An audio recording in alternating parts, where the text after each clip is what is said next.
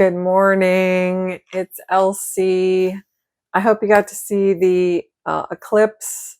So I did not do any work on that cross stitch yesterday. The day just kind of flew away, got away with me. There was a event here at St. Pete College, as there was in 2017, to gather people together who wanted to look at the eclipse. We got about 60%, and they had a couple telescopes set up, so you could look at the eclipse through a telescope, which was not that much more exciting than looking at it through the glasses, or through my phone lens with the glasses. So anyway, that was really fun. And something I didn't think about was I took a picture of the cool shadows that an eclipse makes. It basically turns all the shadows into little half moons. But one of my friends up north said there are no leaves on the trees there, so they didn't get those effects. So, it's something I didn't think about. So she was very glad that I posted the photo that I took of the shadows, because she couldn't see that. So, if you did the little pinhole thing, you could maybe see that effect. But anyway, then I got a migraine last night, which hopefully will not come back today. But I have some other things that I can show you. So this is actually another pattern that I'm doing that I had just started. It's Russian. And to me, these colors and the shapes of things look very Russian. I showed it to someone else and they didn't think so, but I really think this is a very Russian looking design. So for this one, I ordered a custom dyed piece of fabric that just has very subtle color to it. This fabric that they use, they're calling like antiqued, but it looked stained to me instead of antiqued. So I got one that's slightly different, but I am using all of the colors that they said to use in this pattern. And this pattern is, I think, only 4 pages long. Oh, let's see. Yeah. 1, 2, 3, 4. So I love the sun and the moon. So I don't know. I might work on that for the next couple days. I already have that in Hoop and I started the very beginning of it. But I love looking at patterns from different nationalities. And I got very interested in that. So I did this. This is, I think, on my artist page. This is a Palestinian to trees pattern.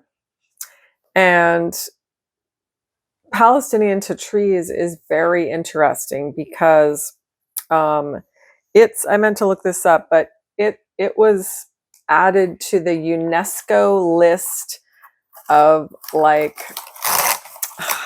I'm not going to remember the whole thing, but I'll try to put it in the description. But like before the 1948 Nakba, when a lot of Palestinian people were forced to move out of the villages that they actually lived in, to trees, women would cross stitch to trees onto their dresses, and each village had their own specific to trees motifs. And also the women would use motifs from local flora. So there would be specific trees or plants from that village. And so that made this craft of cross stitch for them extremely culturally significant. But then after the Nakba, people didn't live in their original village. And so to trees turned more into kind of a protest thing that wasn't necessarily specifically locally oriented. It was more what they were cross-stitching became more, what's the word I'm looking for? Consistent among all of them. So anyway, it's been recognized by UNESCO you know, from a long time ago, like 100 years ago, is very culturally significant. So I found that really interesting, and there's a lot of resources online. So that's why I ended up doing this pattern. And one of my friends is making a frame for it right now.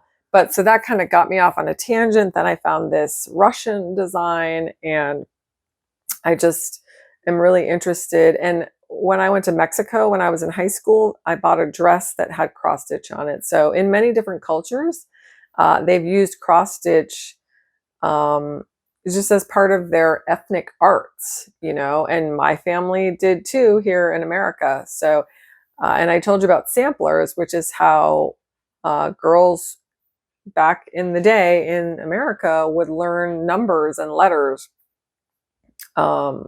by cross-stitching these samplers. So I just find all of that extremely interesting. I know in some other European countries, cross-stitch was big. I'm going to try to find patterns from a lot of different cultures because I just think it's so fascinating that this was something that was done by a lot of different peoples for different reasons and with different results and different looks. And so I love it. Okay. So you remember I showed you this, which I just am so in love with. Because I want magic, right? Why am I even here if I'm not looking for magic, right? What's the point? So I ordered a frame for it on Etsy, and I just got it yesterday. So this is the frame. I love the color of it. So it's going to be with this, right? So I didn't even open it, but I know I'm going to love this. The hardest part is going to be getting it centered correctly. So this was made in Flushing, New York by a craftsman. So the frame has several pieces, and so they sent me the hardware. I have to put it together. And they even sent me a tiny little screwdriver, which is awesome. Now I have a tiny little screwdriver. So there's 3 pieces to this frame. This is obviously the outside, the front, I should say. There is a board and that's attached with felt on it. And then this is the back. And it says, made by 3 inches hand embroidery, made in New York. So what I have to do is center my fabric on this. And then I'm going to cut like maybe an inch around the fabric. And then I'm going to bend the fabric around. I'm going to run a running stitch all around the edge and then pull it tight around this. So now my design is here and it's pulled tight back here. Then I'm going to put this into here. It fits right in. And then I'm going to it's upside down. Then I'm going to put the back on, and I'm going to put screws in 4 of these holes. And then they even sent a hanger.